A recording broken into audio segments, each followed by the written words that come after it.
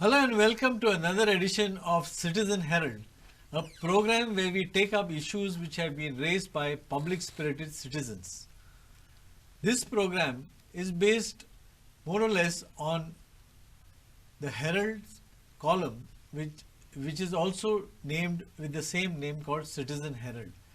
So we feature public-spirited citizens who raise certain issues.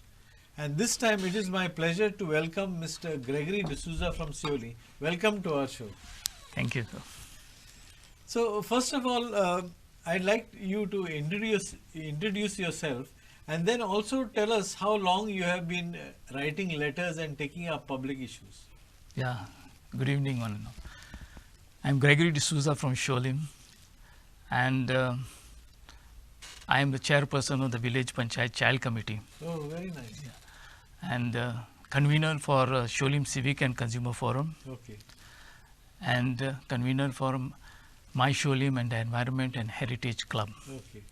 So these basic areas where I work in, and the issues that are there in my village are the ones which I raise more often and in Goa. Okay.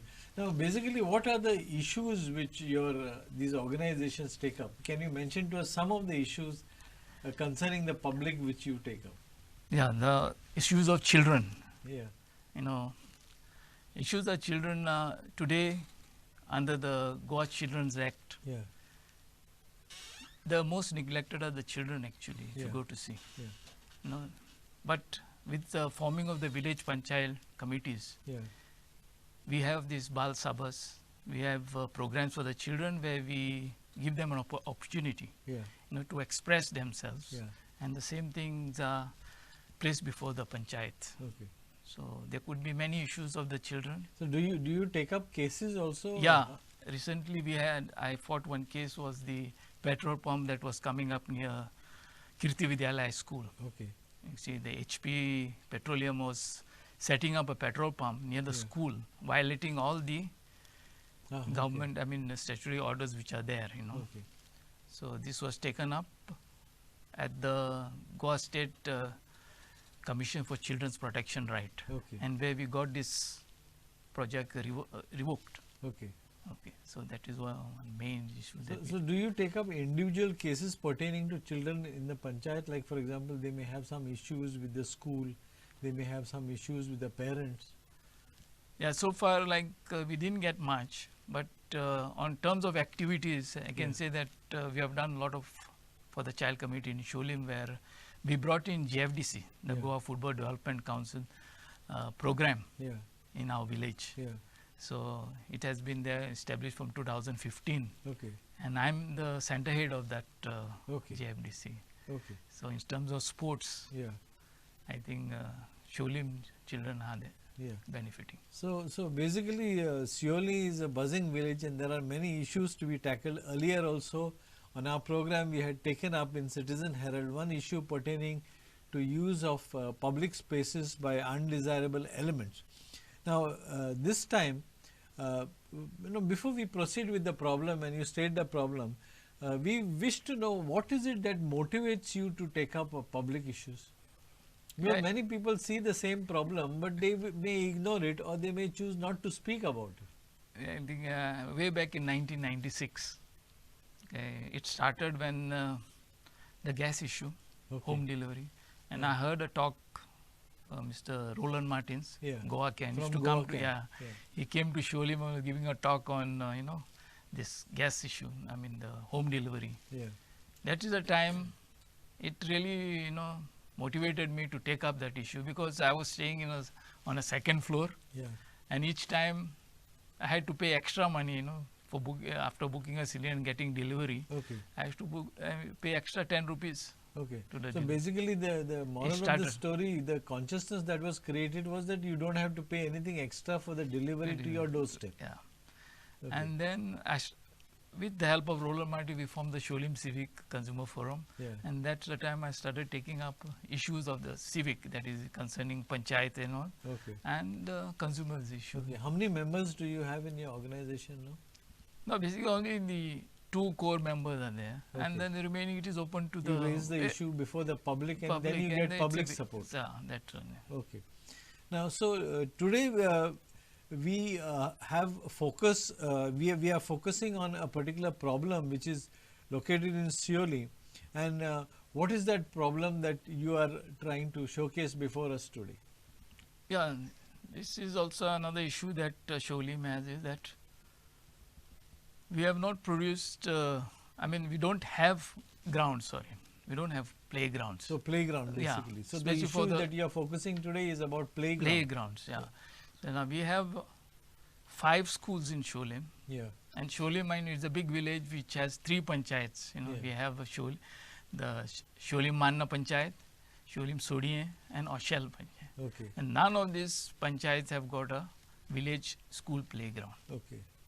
And how many schools did you say? 5 schools. 5 schools. With 1 high secondary Okay. and 2 government primary schools. Okay. None of them have got a good playground. You know, yeah. Yeah. So, and as you said earlier that Sholim is a buzzing village. Yeah. And today we find that everybody wants to own a piece of land in Sholim. Yeah. Now, basically, before we go to that issue, can you explain to us what is the background in your letter which you have written to the Herald, the Voice of Goa? You have written an article called "Playgrounds Needed in Every Village." Yeah. Now, in this, you have given a brief background to this problem. What is the background that you have given? Yeah, as I mostly like to read newspapers, and Herald has been my first paper that the first letter that I wrote on. Letter to the editor was regarding the ration card. Okay. Yeah, so from that time, I find it got published in a first shot that I wrote without any influence, whatever it is. Okay. So that's the time I love reading the newspaper, especially Herald, which takes up local issues. Yeah. Now, regarding these playgrounds, The background. in the background, yeah. Now, in Sholim, as I told you, the school, SFX, I studied in that school, St. Francis Xavier High School. Yeah. And it's a big school with almost 1,200 students at any given time. Yeah. Okay. So, they don't have land. And earlier, landlords were there. So, open space behind the school was available. Yeah. They allowed the school students to, during school times to play on that ground. Yeah. Okay. But when the land became scarcity and people started buying land, so the school was not allowed to take the students on the ground anymore. Okay. Now, the problem is where to get land for the school. Yeah. No, before that, you had mentioned something about the Supreme Court and about the Prime Minister's program. Yeah. So there, basically, when I read in the newspaper, that the Supreme Court says that in its order, there cannot be any school without a playground. Okay. Yeah. So this was regarding a case in Haryana where a school had property, and the school belonged to the panchayat also. So the land belonged to the panchayat. So that land, open space, was given to some the shopkeepers and something. Okay. So they went to court to legalize that encroachment. Okay. And the Punjab Haryana High Court legalized that. Okay.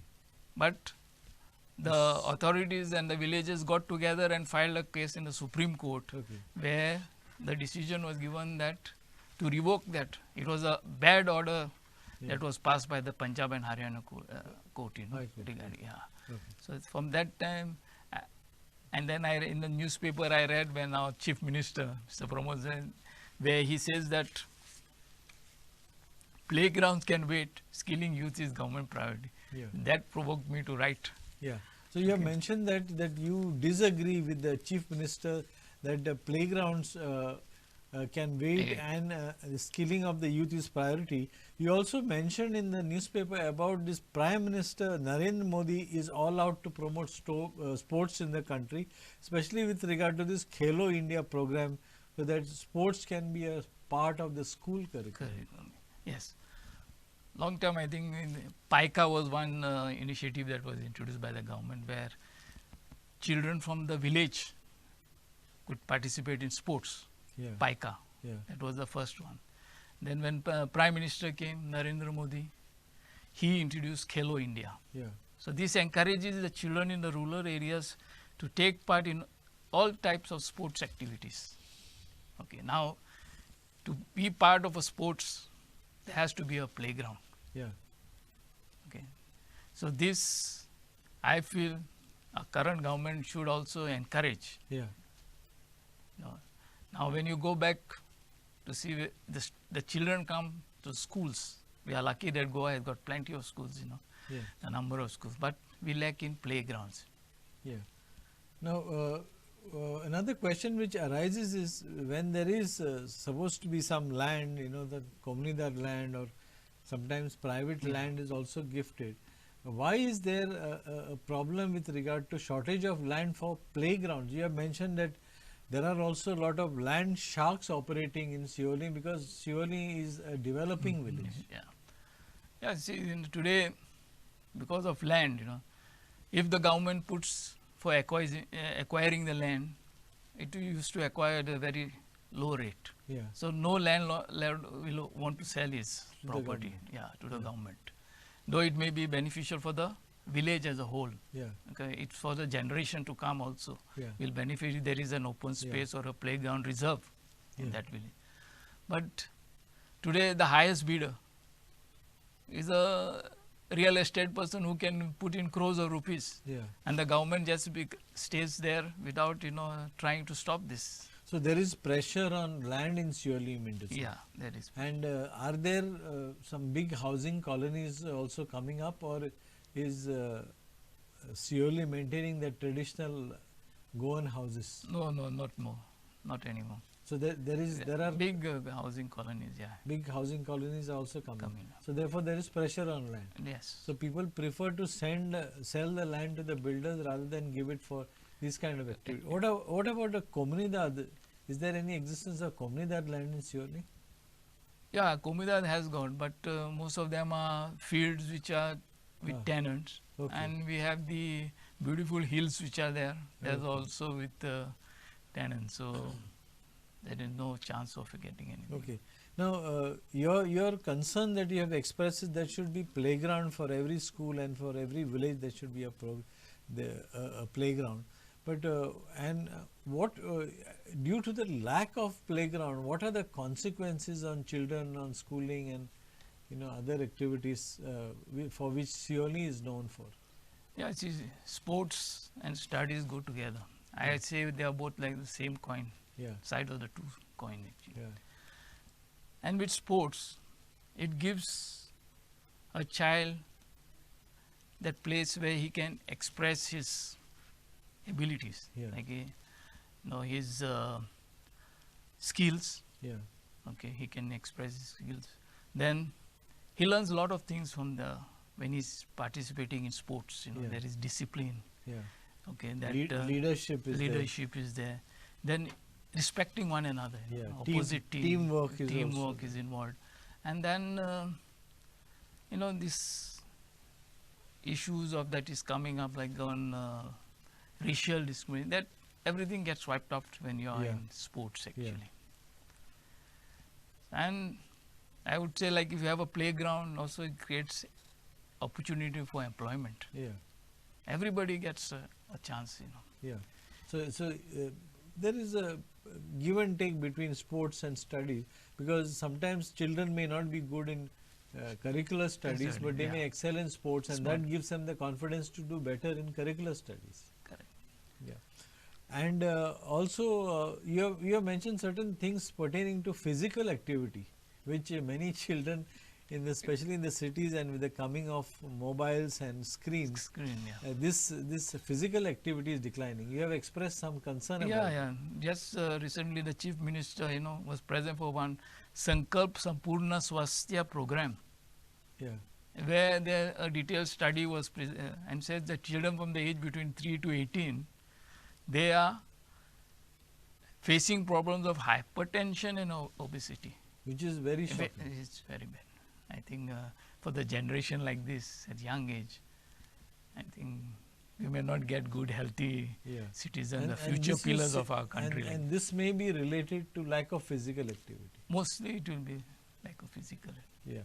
Then you also mentioned with regard to Seoli having produced some good footballers in the past, because those days, although facilities were not as good as today, but even then many of the Goan villages, including Seoli, produced good footballers. Yeah, very good. I can say the late Franco. Okay. And then we have Baptiste Fernandez. Okay. Then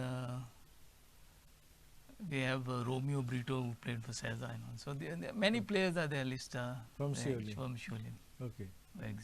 And now we have recently Mr. Shirodkar is playing for Mohun Bagan, I think.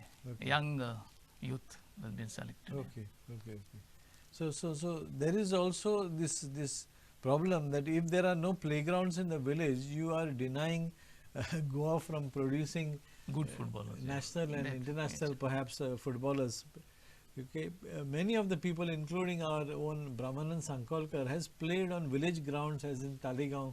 Yeah. And many footballers across Goa have come up by playing in the fields and in the village grounds. Yes. Okay. For that, I would like to say a word of gratitude to the late Chief Minister Manohar Parrikar. He declared football as a state game, sports. Yeah. And he went on. He didn't leave it there on paper. He went on to establish Goa Football Development Council. Okay. Today it has 37 centers where led by the Padma Shri Awardee, Arjuna Awardee, Mr. Brahmanan. So that it generates good footballers at the grassroots level. So I think this is where Goa should, the present government should think about and continue to support it, and by making available playgrounds, definitely will produce the best players. Okay. Now, presently, how do the schools manage? You are saying that they don't have a playground, so they must be having some smaller spaces for physical activity and exercise like that. Yeah, there. But now, if you take a case of schools like for football in Cholim, in no way I think we were able to. Even Bardez level could not win. Okay. But once when we had JFDC, JFDC we produced, SFX, at least for the under 13, we were up to the Bardez champion we were. Okay. In a short spell. Okay. Yeah. But now in Cholim, my concern is in Cholim, thanks to the parish priests of Cholim St. Anthony's Church and the Fabrica. That's the only ground that we have. Okay. And it's heavily booked. Okay. There are tournaments, villages want to create a tournament. But for encouraging students to be playing on that ground, you don't get a slot like that easily. So this ground, where is it located, did you say? It's, far away from the schools, actually, almost 2 kilometers away from the school. It's the ground of the Fabrica? Yeah, of the church. Of the church. But they have been very kind enough to, allow. But then, for a school, as per the Supreme Court, I think every school should have a decent ground. And this ground is a standard ground, or is it a... It's a standard. It is a standard one? Yeah. You can play state level matches? GFA matches, a little bit since one, but GFA, they conduct their tournaments there. Okay. Now, what is the solution that you have proposed in this article, playgrounds needed in every village, which implies from the title itself? I think it comes amount to, the 3 areas that we can look at it. One is the village panchayat, the school, and the villages. These 3 people have to get involved. Then only you can put a proposal to the government, to help. Like if you have to purchase the land, government has to put in a lot of money. Today land is going at crores of rupees, where the school management may not be able to purchase. And villages should be supportive. Now a landowner is there, he wants money to his land. So villages at least should support So there is a provision where the state government can also pay market rate for the land, as they have done for MOPA. They can do it. Yeah. But then if you say the grounds can wait, then the land will go faster. It doesn't happen. That's why I say if you miss out in 1 year, you are destroying the life of many sports And person land prices and they keep too on going up. escalating. Yeah. And that will be even more difficult the next year to acquire. Yep. Okay. Now, have you talked to the GFDC, since you are a public spirited person and you are aware about GFDC program and all that? Is there any proposal put before the GFDC whether they can arrange or do they do only training, they don't look after infrastructure?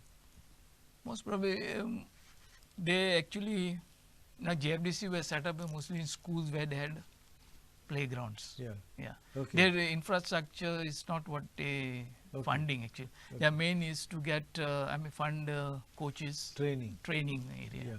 Yeah.